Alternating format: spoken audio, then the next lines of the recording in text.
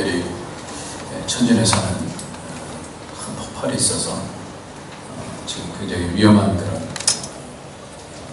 사격이 상황이 되어서 몇 킬로 안에는 못 들어가게 이렇게 한다 그럽니다. 청산가리가 물하고 반응하게 되어서 큰 무기로 변할 수 있는데,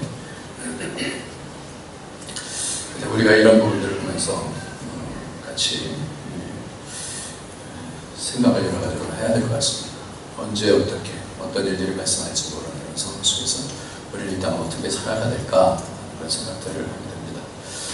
그리고 여러 가지 어려움을 당한 그런 사람들에게 참 우리의 기도의 도움이 필요할 것 같고, 여러 가지로 어려움 가운데서 다시 힘을 내서 그분들도 다 인생을 다 같이 사시는 분들인데, 우리가 이 땅에 살 때 참 어떻게 살면 참 좋을지, 어떻게 사는 것이 정확한 삶인지 끊임없이 이런 생각을 하면서 사는데, 또 지난 주간에 북경에서 또 일이 한 가지 있었습니다. 이명희 씨라고 아시죠?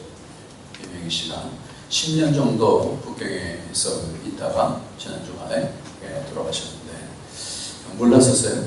이명희 씨가 북경에, 제가 20년 있었는데 10년 동안 여기서 계셨으면 뭐 알 법도 할 텐데 몰랐었어요. 이분은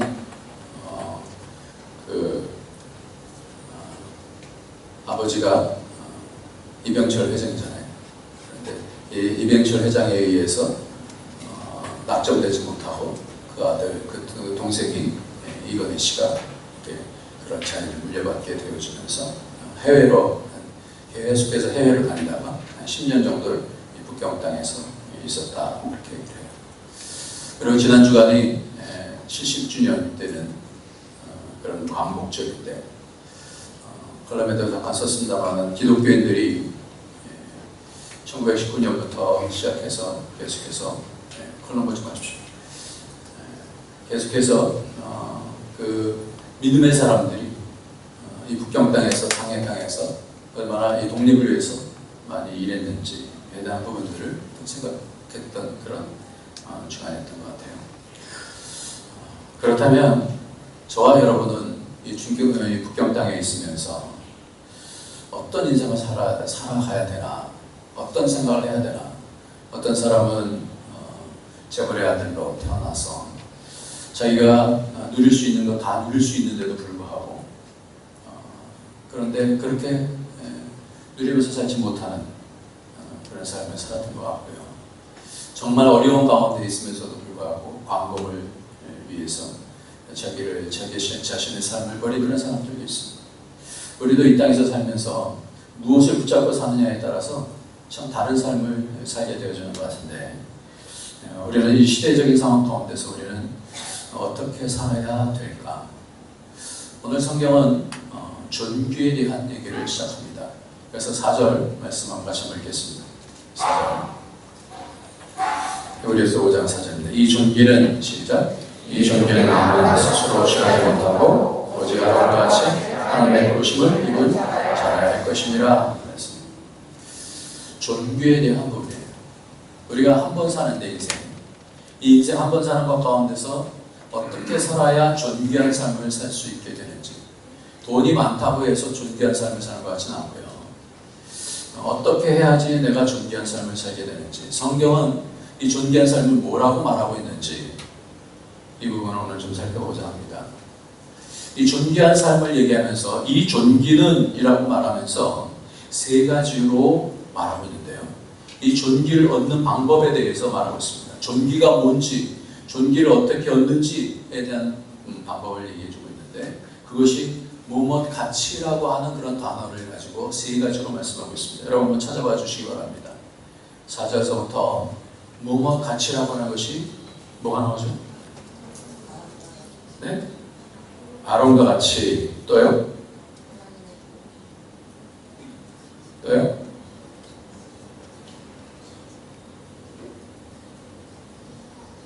또요? 이와 같이. 또 이와 같이 이렇게 되지 않아요. 어려운 질문은 아닌데. 예. 예. 선배가 아주 대답을 잘 해주셔서 감사한데. 아론과 같이, 또 이와 같이다라고 하는 그런 세 가지로 이 존귀를 이야기해 주고 있습니다. 여러분들은 스스로 존귀한 자라고 생각하십니까? 어떻게 해야지 존귀하다라고 생각하십니까?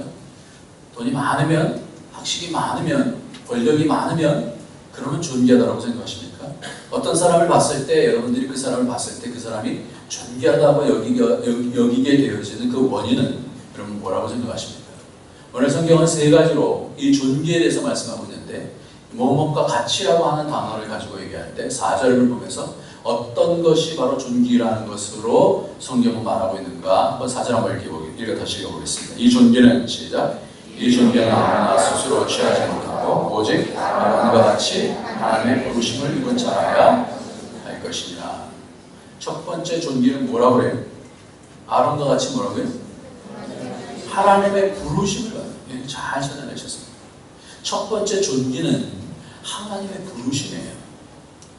하나님이 불러주셔요. 누가 불러주셨느냐에 따라서 존귀의 가치가 달라지거든요. 누가 불러주느냐에 따라서 사람은, 만약에 여러분 그룹 회장이 여러분을 딱 불러서 이름을 불러줬다고 한번 생각해보세요. 얼마나 영광입니까? 얼마나 큰 존귀입니까? 근데 이것이 전 우주의 하나님 되시는, 전 우주의 주인 되시는 그 하나님이 나를 부르셨어요. 나를 알아주셨어요. 나를 불러주셨어요. 이거보다 더 큰 존귀가 어디 있겠어요? 그러니까 누가 불러주느냐, 이것에 따라서 달라지는 거예요. 존귀의 첫 번째는 뭐냐면 누가 불러주셨느냐, 부르심이 있느냐. 내가 하나님에 대한 부르심을 받고 내가 그것에 대한 느낌이 있고 그런 누림이 있냐. 하나님이 나를 불러주셨나? 분명히 나를 불러주셨나? 성도를 불러주셨나? 내가 하나님께 부르심을 받았나? 교회라는 것이 하나님의 부르심을 받은 자들의 모임인데, 우리 교회는 하나님 앞에 부르심을 받은 교회인가? 우리를 불러주셨느냐? 이것이 첫 번째의 존귀의 조건이에요. 두 번째는 이와 같이라는 단어가 5절 말씀에서 어떻게 쓰이나 한번 보겠습니다. 이와 같이, 시작. 또한 이와 같이 그리스도께서 대제사장 되심도 스스로 영광을 취하심이 아니요 오직 말씀하신 이가 저더러 이르시되 너는 내 아들이니 내가 오늘날 너를 낳았다 하셨고 그랬습니다. 두 번째 존귀는 뭐죠? 두 번째 존귀는 뭐죠? 스스로 취함이 아니라 그랬어요. 이 아론도 아무도 이 존귀는 아무나 스스로 취하지 못하고 오직 아론과 같이 하나님의 부르심을 입은 자라고, 그것이 첫 번째라고 한다면, 두 번째는 이것도 스스로 영광을 취하심이 아니요 뭐라고요? 말씀하시는 이가 오늘날 내가 너를 낳았다. 그러니까 존귀는, 두 번째 존귀는 뭐냐면 하나님에 의해서 내가 너를, 너는 내 아들인데 내가 오늘날 너를 낳았다. 이미 아들인데 내가 너 때문에 참 기쁘구나. 나아지는 거예요. 하나님께 의해서 하나님의 기쁨으로 나아지는 것을 얘기해요. 두 번째는 하나님이 그래 내가 이 땅에 너를 보낸 이유가 바로 이거야 라고 할 수 있는 그것이 바로 두 번째 나으심이에요. 나으심. 세 번째 한번 보겠습니다. 세 번째 6절 말씀 보겠습니다. 시작. 또한 이와 같이 다른 데 말씀하시되 내가 영원한 멜기세덱의 반차를 줬는 제사장이라 하였으니, 그러면서 10절 말씀만 보겠습니다. 하나님께, 시작. 하나님께 멜기세덱의 반차를 줬는 대제사장이라 칭하심을 받았느니라 하였습니다. 성경을 보니까 세 번째는 뭐예요? 멜기세덱의 반차를 줬는 제사장이라 칭함을 받게 되어져요. 이게 존귀예요. 하나님이 인정하시는 거예요. 하나님이 그렇게 명하신 거예요. 하나님께서 그렇게 인정을 해주셔서 너는 멜기세덱의 반차를 줬는 대제사장이다 라고 칭해 주시는 거예요. 그러니까 첫 번째는 뭐예요? 불러주시는 거예요. 두 번째는 뭐예요? 낳으시는 거예요. 세 번째는 뭐예요? 칭해 주시는 거예요. 첫 번째로 우리가 무엇보다도 가장 중요한 것은 하나님 부르심이 있냐. 내 인생 가운데 내가 믿는 거 말고 내가 말씀을 통해서 하나님의 부르심을 내가 받은 적이 있는가? 하는 거예요.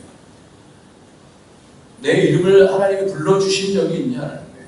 나를 불러주셨냐라는 거예요. 하나님의 음성으로 내게 누구야? 라고 불러주셨냐라는 거예요. 이게 중요해요.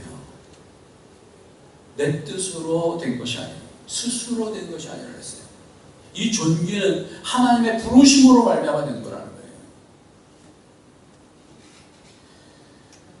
저도 목사로 부름을 받은 것이 중학교 2학년 때 부름을 받았어요. 장형출이라고 하는 어떤 공군 목사님이 설교를 하시는데 그때 성령께서 강력하게 역사하셨어요. 제가 중학교 2학년 때예요. 중학교 2학년이 뭘 많이 알겠습니까만 중학교 1학년 때서부터 열심히 교회에서 기도하고 그랬었어요. 그때 멸리회라는 것이 있어갖고 토요일 날마다 중등부 모임이 있어서 성경어로 배우고 성경 공부를 하고 많이 그랬어요. 굉장히 뜨거웠었어요. 그래서 학교 끝나면 항상 교회 가서 기도하게 되죠. 그러는 가운데 부흥회 때 하나님께서 부르신 거예요. 설교 시간에 장춘 목사님, 여러분들 가운데 하나님 앞에 참 당신의 삶들을 드려서 하나님께 드릴 사람들이 있으시면 이 앞으로 나오시기 바랍니다. 근데 그때에 많은 사람들이 다 들었는데 그것이 저한테 꽂혀지더라고요. 저한테 그게 하나님께서 목사님을 통해서 저에게 말씀을 주시더라고요. 다른 사람 얘기로 들려주지 않고 내게 말씀해 주시는 것으로 들리더라고요. 그래서 그때 응답을 했어요. 중학교 2학년 때. 근데 저만 응답한 게 아니에요.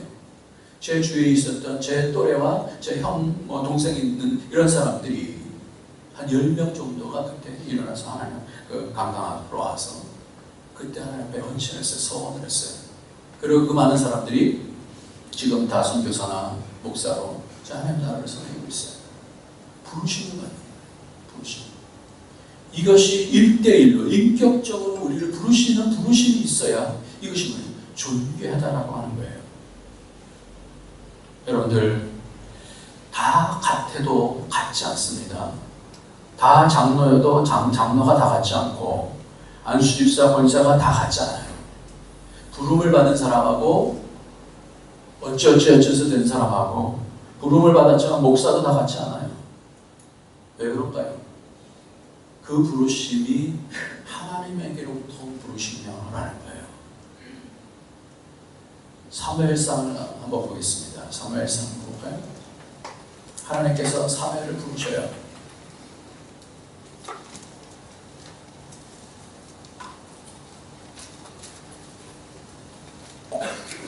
사무엘상 3장 1절 말씀을 보겠습니다.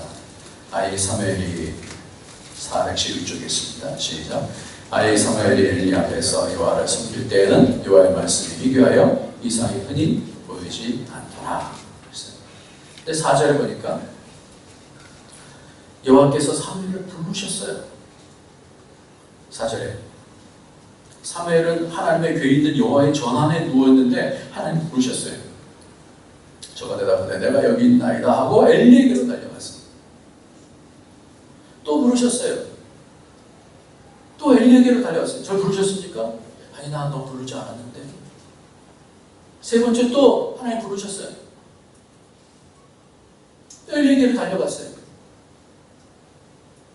그러니까 엘리에게로 가서 할 때 당신이 부르셨습니까? 8절 말씀. 엘리가 여호와께서 이 아이를 부른 줄을 깨닫고 이에 사무엘에게 이르되 가서 누웠다가 그가 너를 부르시거든 내게 말하기를 여호와여 말씀하옵소서 주의 종이 듣겠나이다 하라. 이에 사무엘이 가서 자기 처소에 누우니라.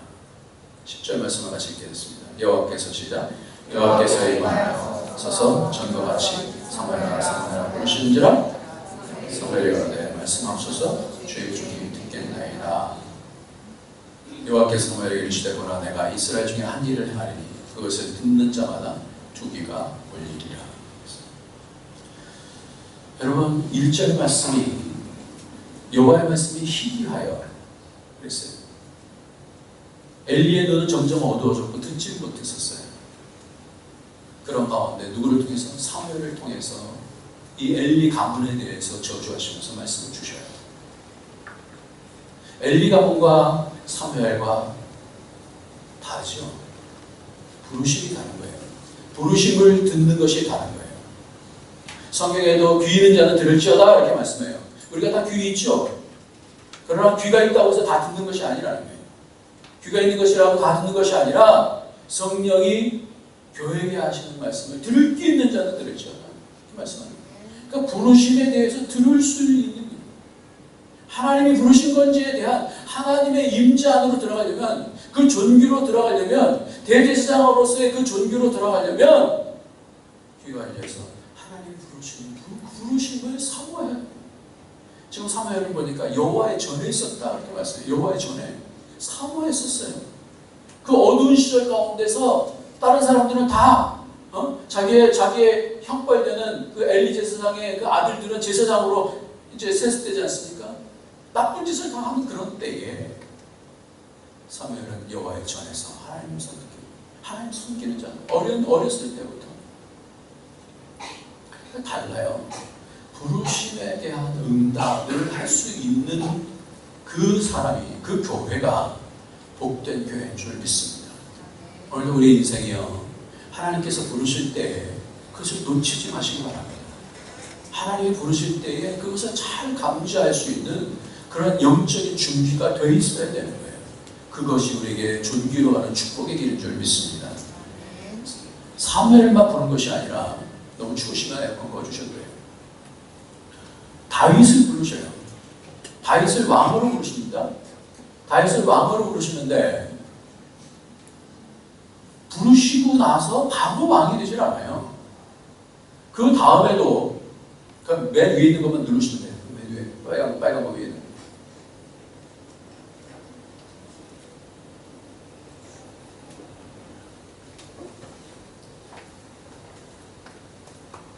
다윗을 부르시는데도 이 다윗을 부르시는 것이 이미 불렀어요.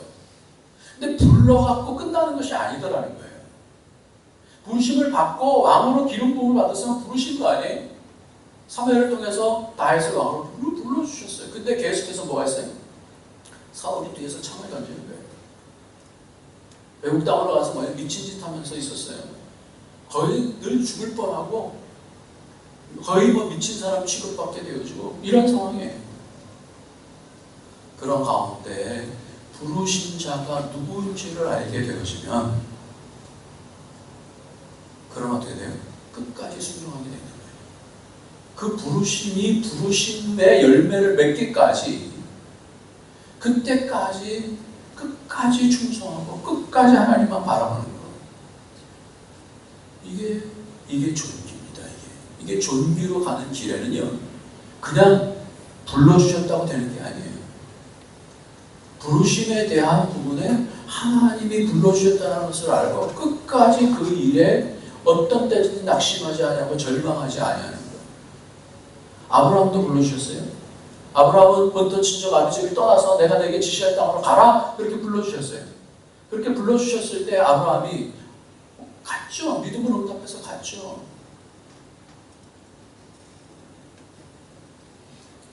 그런데 가나안 땅에 딱 도착했더니 그 땅이 기근이 있었어요. 그러니까 그 부르심에 대해서 딱 컨트롤 했습니다. 내가 갈 길로 갑니다. 불러주시고. 그래서 어떻게 하면 가나안에서 애굽 땅으로 갑니다.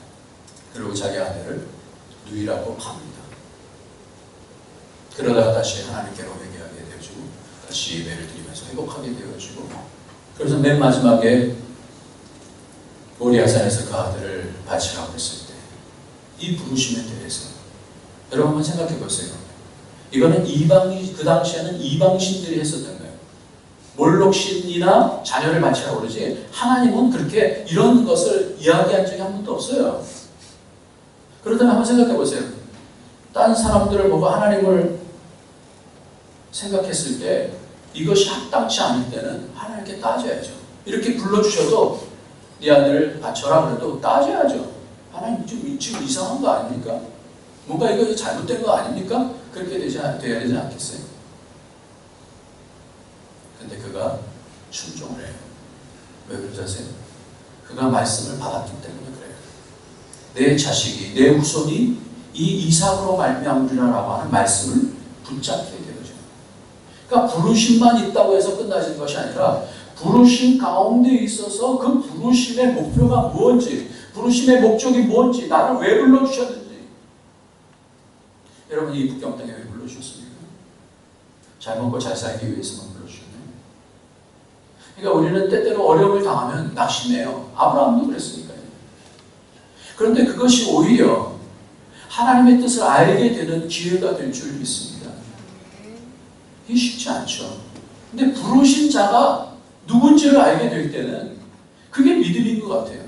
환경 보고 낙심할 건지, 아니면 부르심 때문에 부르신 자가 누군지를 알고 그것 때문에 내가 믿음으로 끝까지 소망을 잃지 않을 것인지, 이게 뭐예요? 이게 열매예요. 믿음의 열매예요.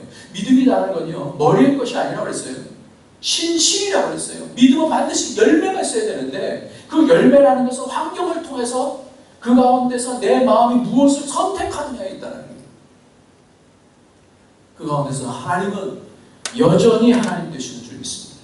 여전히 나를 사랑하시는 줄 믿습니다. 이걸 붙잡는 거예요. 믿음이라는 것은 환경 바라보지 않고 나 바라보지 않고 하나님 바라보는 것인 줄 믿습니다. 그러니까 그 부르심에 대한 응답, 이것이 있어야 돼요. 시에 보면은 불러도 대답 없는 이름이요, 내가 부르다가 죽을 이름이요, 이런 시가 있죠. 제가 그 시를 참 옛날에 많이 외웠었는데, 그렇게 되면 안 되는 거예요. 부르심과 주님께서 우리를 대제사장으로, 제사장으로 이렇게 칭해 주시는 그 가운데 있어서 이런 연단의 과정이 있는 거예요. 그럴 때 하나님의 부르심에 대해서 내가 믿음으로 어떻게 응답할 것인가. 그래서요, 제가 이제 한 30년 정도 이렇게 목회하면서 지금 교리가 너무나 많이 이 부르심만 강조가 되어 있어요. 그래서 오늘 사실은 준비해서 말씀을 전하려고 하는데, 근데 이제 보니까 시간이 너무 많이 갈 것 같아서 다음 주에 하려고 해요. 다음 주. 좀 폭탄과 같은 얘기를 좀 다음 주에 좀 해볼게요. 부르심에 대한 도움이 첫 번째고요. 두 번째는 나으심이라고 했어요. 나으심. 왜 아들인데 또다시 나으시는가? 오늘 성경에 보면은 그가 8절에 그가 아들이시라도 받으신 고난으로 순종함을 배워서, 아들이신데도 불구하고 다시 나아지는 거예요. 다시 나아지는 거예요. 제가 말씀을 준비하면서 이명희 씨가, 그건 장자예요. 그러면 당연히 어떻게 되겠어요? 아버지면 그 아들을 뽑겠죠. 그 장자를 선택하려고 그러지 않겠어요? 이명희 씨가 당연히 돼야 돼요. 그리고 이명희 씨를 잘 보니까 이명희 씨가 20살 때인가 일본으로 밀항을 해갔고요. 일본 가서 동경대학을 나와요. 그리고 미국에 가서 무슨 박사, 미시간 대학인가 어딘가 와서 박사학위를 받더라고요. 그러면 뭔가 자신의 아들을 시킬 법도 하지 않습니까? 근데 왜 그 아버지 이병철 씨는 왜 그 아들을 안 시켰을까요?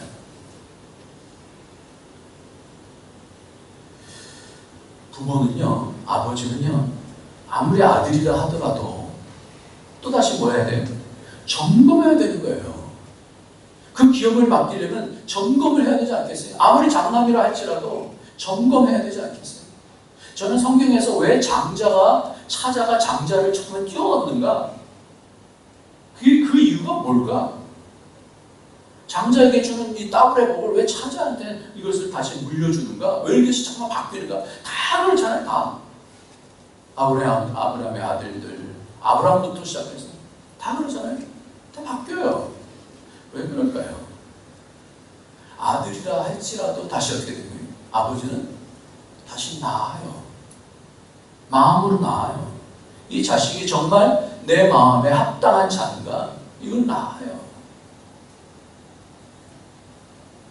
이병철 씨는 굉장히 꼼꼼한 사람이었다고 그러더라고요. 그 사람이 맨 마지막에 인생의 고민을 많이 했었던 것 같아요. 그래서 전에 제가 한번 설교를 하면서 이병철 씨가 죽기 전에 신문에다가 광고를 했어요. 20가지 인생의 문제에 대해서 이렇게 써놓는 것이 있었어요. 인생의 문제는 죽으면 어떻게 되는 건지, 삶을 왜 살아야 되는 건지, 그런 여러 가지 문제, 기독교적인 그런 질문들을 20가지가 있었어요. 근데 그 답을 얻지 못하고 갔어요. 근데 이 아들 이명희 씨라는 사람은 불칼이라고 그랬죠. 불칼. 마음이 그냥 성격이 불 같고 칼 같은 거 그런 사람. 그러니까 마음에 어떻게 안 드는 거예요. 이병철 씨가 볼 때는 마음에 안 드는 거예요. 여러분들 인생이 여러분들 자식을 낳으면 다 낳는 겁니까? 아니에요. 저 같은 경우는 아들을 낳았지만 아들을 또 낳습니다. 이번에 그 둘째 녀석이 군대에 갔는데 일병이 돼갖고 요서야 쫄다구가 들어왔어요. 근데 쫄다구가 쌓인 거예요. 그래갖고 이 병장들한테도 막 대들고, 그러니까 굉장히 힘들어하는 거예요. 그러니까 어찌할 수가 없는 거예요. 그런 가운데서 그렇게 기다렸는데 이 쫄다구가 이렇게 쌓이고 보니까 자기가 모든 일들을 다 또 해야 되는 거예요. 그리고 이 쫄다구가 정신병원에도 가고 이제는 곧 전출을 가야 된다고 그래요. 그러니까 얘는 또 쫄다구 전출 가면 계속해서 뭐예요? 또 쫄다구로 있는 거예요. 그러니까 지난주 토요일에는 열심히 있는 내관에 있는 요즘 군대가 바뀌었다고 그러는데 여기는 동기들만 있는 것이 아니라 같은 내관에 다 있나 봐요. 그래갖고 이불들을 다 끄집어내갖고 뭐 그거를 이불 어떻게 뭐 세탁을 했는지 아니면 말린 건지 혼자서 다 하느라 고생이 많다는 거예요. 제가 그 얘기를 들으면서. 근데도 불구하고 전화하면 괜찮아요. 잘 지내고 있어요. 이러더라고요. 그 한마디 한마디를 들으면서 뭐예요? 낳는 거예요. 특별히 제가 아이들을 낳을 때 육체적으로 낳는 것이 아니라 이 아이가 하나님의 말씀에 의해서 바뀌어지는지에 대해서 주로 관심이 바로 그거예요.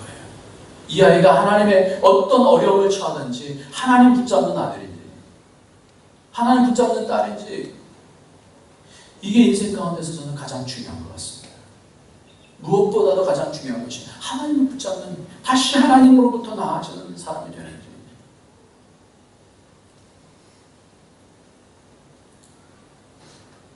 그 첫째 아들도 참 때마다 요즘 많이 여러 가지로 기쁘게 하는, 이게 낫는 거구나. 이미 아들이시라 할지라도 다시 아들이시라도 받으신 고난으로 순종함을 배워서,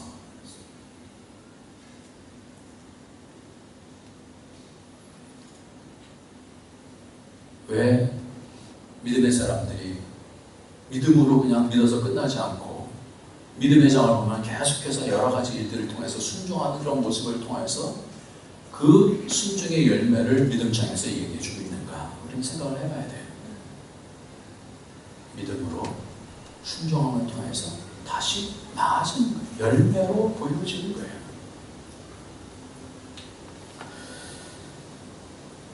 여러분들, 이명희 씨가 생각해보면 뭐가 부족하겠어요?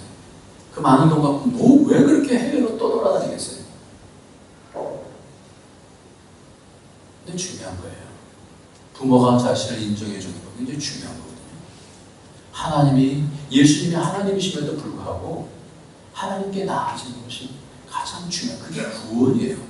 그래서 그것을 뭐라고 하냐면 오늘 성경에 보니까 이거 한번 같이 읽어보겠습니다. 8절 9절 있습니다. 그가 아들이시라고 시작. 그가 아들이시라고 받으시는 권한으로 순종을 배워서 온전하게 되었으니 자기를 순종하는 모든 자에게 영원한 구원의 근원이 되시고 그랬습니다. 영원한 구원의 근원이 되셨다. 영원한 구원의 구원의 근거가 되셨다. 구원의 근거가 뭐예요? 순종이에요. 순종. 지난번에도 말씀드렸습니다. 로마서 1장에 보면 믿어 순종케 하려고, 로마서 맨 마지막에 16장에 보면 모든 민족으로 믿어 순종케 하려고 그렇게 얘기하고 있어요. 믿음은요, 순종치 않으면 머리로 끝나고 맙니다. 믿음은 반드시 순종을 통해서 확인이 되어집니다. 여러분 자녀에게 뭔가 명령했는데, 예, 알겠습니다. 그걸로 끝납니까? 아니면 끝까지 그 일을 감당하는지 안 하는지 그거 봅니까? 다 체크를 하죠. 순종까지 가는 것을 통해서 저 자녀가 나를 믿는 거구나. 정말 어려운 가운데서 저것을 순종하는 것을 보니까 맞아, 나를 믿는 거구나. 그걸 확인하는 거 아니겠어요? 이게 믿음이에요. 그러니까 하나님 앞에 통과가 돼야 돼요. 하나님께 통과가 돼야 돼요. 이번에 제가 뉴스를 보면서 8.15 광복 특사로 특별사면으로 최태원 씨가 나오는데 제가 그 사진을 보면서 한 게 있어요. 뭔지 아세요? 사진을 확대해보는 거 있었어요. 왜 사진을 확대해봤는지 아세요? 그 사람이 성경책을 들고 있더라고요. 그래서 진짜 성경책 맞나? 한번 다시 확대를 해봤어요. 여러 것을 확대해봤더니 성경책이 맞더라고요. 왜 이 사람이 성경책 들고 나오는 것이 저에게 무슨 상관이 있어요? 원래 이 사람이요, 예전에 감옥에 있을 때 저희 교회 어떤 집사님을 통해서 전도를 받았어요. 그래서 감옥에서 한 70% 정도 믿게 되어졌다라고 그 얘기를 제가 들었어요. 그 출소해서 나오니까 보니까 교회를 간다는 얘기가 들더라고요. 그 아내가 노소영 씨라고요. 교회를 같이 가는 거예요. 교회를 가네. 너무나 감사하다. 이렇게 했어요. 근데 얼마 후에 봤더니 무당한테 속아서 선물 옵션인가 하는 것을 투자했어요. 그래서 이번에 감옥에 들어갔거든요.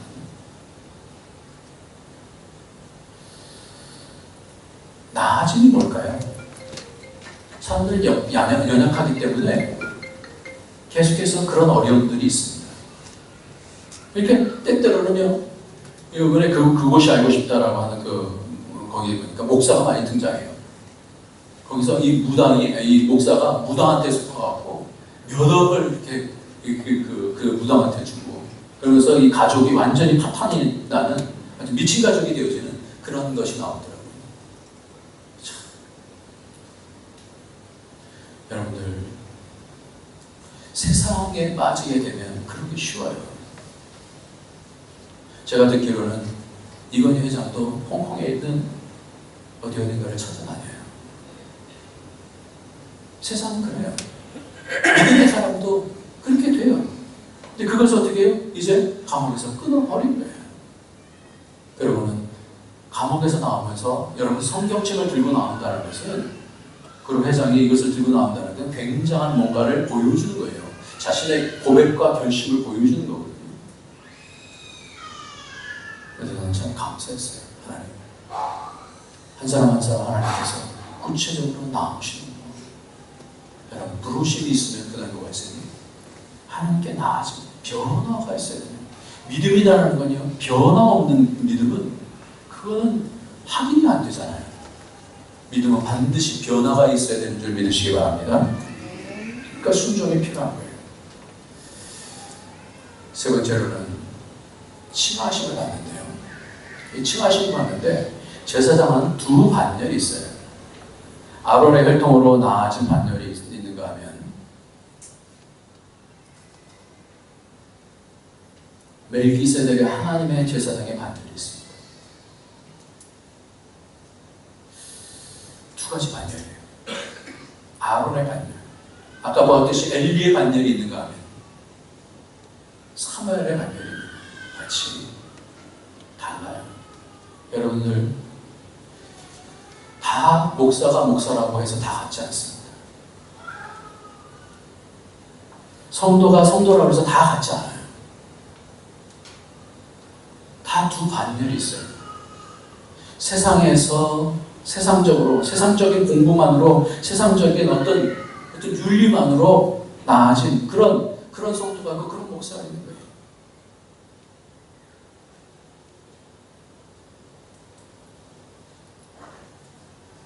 그런 목사가, 그런 성도가 있는 반면에 하나님의 사역자로 하나님의 마음을 시험케 하는, 하나님의 마음을 아는, 멜기세덱의 반차를 줬는 그런 하나님 나라를 열어가는 그런 성도가 있고 그런 목사가 있는 거예요. 이게 다른 거예요. 그래서 이 존귀라는 것은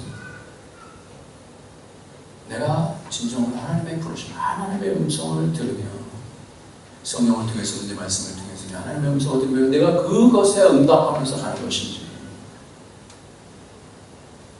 그것이 없으면 재미가 없어요. 신앙생활에 재미가 없어서요. 억지로 나오는 거예요. 억지로 한번 1년을 한번 나와보십시오.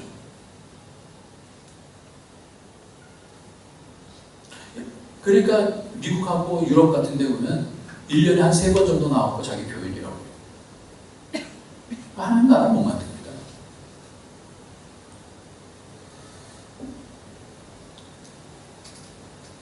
오늘 이 나아진다라는 것, 또 하나님께 칭함을 받는다라는 것, 또 부르심을 받는다라는 것, 참 다른 것 같아요. 제가 목회를 한 30년 정도 이렇게 하면서 저도 인생을 살지 않습니까? 한 인생을 살면서 생각을 하죠. 더운 바람이 나오는 것 같은데. 그래서 봐요. 한 사람 한 사람을 보죠. 왜냐면 저에게 맡겨주셨습니다. 한 사람 한 사람 봐요. 그럼 한 사람 한 사람은 있어 기도해요. 그래서 이 사람이 왜 도대체 안 바뀌는가? 어떤 사람은 무엇 때문에 바뀌는가? 잘 보면요. 바뀌는 사람은 하나님의 음성을 들어요. 말씀을 통해서 듣든지 들어요. 그리고 하나님께로부터 계속해서 바뀌어요. 나아져요. 그리고 하나님께로부터 거룩한 자라고 하는 그런 칭함을 받고 위로를 받고 그래요. 그럼 바뀌어요.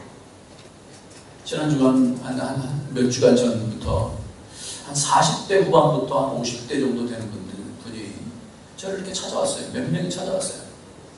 따로따로 이렇게 찾아와서 그 40대 후반하고 50대가 인생에 있어서 굉장히 중요한 때인 것 같아요. 목사님, 지금 제가 이렇게 사는 것이 맞는지 한번 좀 점검을 하고 싶어요. 그래서 찾아왔어요. 그러니까 오랫동안 믿었는데도 불구하고 길을 모르겠다는 거예요.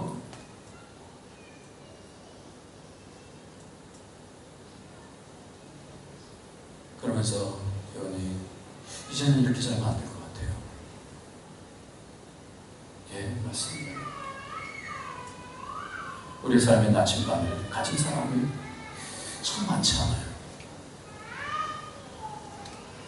대기업의 면허를 쓰면서 택시기사로 나중에 이렇게 하시는 분 있어요. 요즘은 이렇게 은퇴에 대한 것, 또 베이비 부모, 1955년부터 63년까지 태어난 그런 사람들이 이제는 다 은퇴하는 그런 시기가 되어갖고 이 사람에 대한, 왜냐면 저도 그 안에 속해 있으니까 이 사람들의 마음들은 어떤지를 좀 알아야 되니까요. 보면 쫙 해서 막 여러 가지 올라가지고 이모까지 올라가지고 막 그러다가 이제 은퇴해서 택시기사를 하면서, 근데 삶이 뭔지, 믿음이 뭔지, 왜 살아야 돼? 그냥 남 따라서 이렇게 쭉 살다가 보니까 여기까지 온 거예요. 너무 늦어지지 않나요? 이 부르심에 대한 응답을 받아야 되는데요. 그 부르심에 대해서 저는 한 사람 한 사람 보면서 변하는 사람은 다르듯이 부르심에 대한 응답을 해요. 오늘 좀 전에 기도하셨던 우리 최윤선 전사님도 그냥 주를 열심히 믿는 분이에요. 그러다가 외국 기업에서 뭐 이렇게 다니고 이러면서 천전에 와서 또 여러 가지 과정 속에서 뭐 교장 선생님하고 뭐 이러다가 갑자기 하나님의 부르심을 받는 거예요. 늦지막하게 신학을 하고 결단을 하고, 여러분 이게 쉽지 않습니다.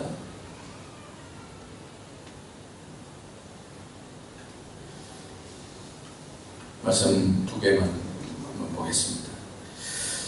마태복음 10장 38절 말씀 보겠습니다. 마태복음 10장 38절.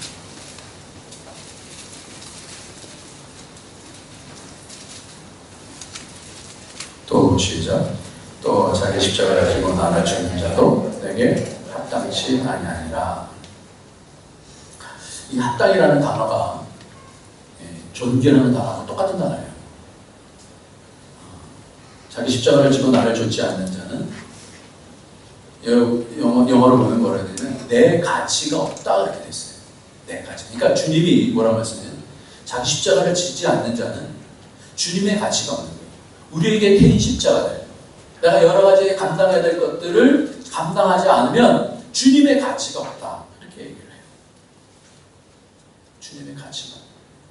고린도전서 7장 23절에 보니까 너희는 값으로 사신 것이니 사람들의 종이 되지 말라. 이 존귀라는 단어는요, 값으로 번역이 되어가지고 영어로는 오너라고 되어 있어요. 오너. 영예라는 단어는 영예라는 단어. 베드로전서 1장 7절에 너희 믿음의 확실함은 불로 연단하여도 없어질 금보다 더 귀하여 예수 그리스도께서 나타나실 때에 영광과 칭찬과 영광과 존귀를 얻게 할 것입니다. 우리 앞에 있는 이 시험이 불로 연단하여도 없어질 금보다 더 귀하여서 이것을 거치게 되어지는 영광과 칭찬과 존귀가 있다. 존귀는 아무에게나 주어지지 않아요. 그래서 그 10절 뒤에 베드로후서 1장 17절에 보면 지극히 큰 영광 중에서 이런 소리가 그에게 나기를 이는 내 사랑하는 이요 내 기뻐하는 자라 하실 때에 그가 하나님 아버지께 존귀와 영광을 받으시는 거예요. 예수님께서요 세례 받으실 때 이는 내 사랑하는 아들이요 내 기뻐하는 자라 이렇게 말씀하는 거예요. 오늘 말씀을 마칩니다. 어떻게 해야 우리가 이 과정을 우리 인생 가운데서 이 과정 가운데 이길 수 있는가? 오늘 이 구절을 한번 읽겠습니다. 오늘 본문을 읽겠습니다. 7절 말씀입니다. 그는 시작. 그는 육체에 계실 때 자기를 죽음에서 능히 구원하실 이에게 심한 통곡과 눈물로 간구와 소원을 울었고 그의 경외하심을 위하여 근심을 얻었느니라. 육체에 계실 때 자기를 죽음에서 능히 구원하시려에게 심한 통곡과 눈물로 간구를 올렸고 간구와 소원을 올렸고 우는 거예요. 안 들리면 우는 거예요. 통곡하는 거예요. 여러 가지로 삶 속에서 어려우면 통곡하는 거예요. 심한 통곡과 눈물. 그러면서 어떻게 돼요? 간구와 소원을 올렸다 그랬어요. 기도하는 거예요. 저는요, 이렇게 보면서 우리 아들이 힘든가 보죠, 애들이요. 존귀는 삶 속에서 기도와 말씀의 수준으로 달라집니다. 전도사님이 전에 사람들한테 그렇게 얘기했어요. 저는 기도하는 권사님이 제일 무섭습니다. 저는 말씀 잡고 순종하는 분이 제일 무섭더라고요. 왜냐하면 그 사람 속에 권세가 심겨지기 때문에 그래요. 저와 여러분이 기도와 말씀 가운데서 존귀를 덧입는 그런 복이 있기를 예수님의 이름으로 축원합니다. 기회가 많지 않습니다, 우리에게.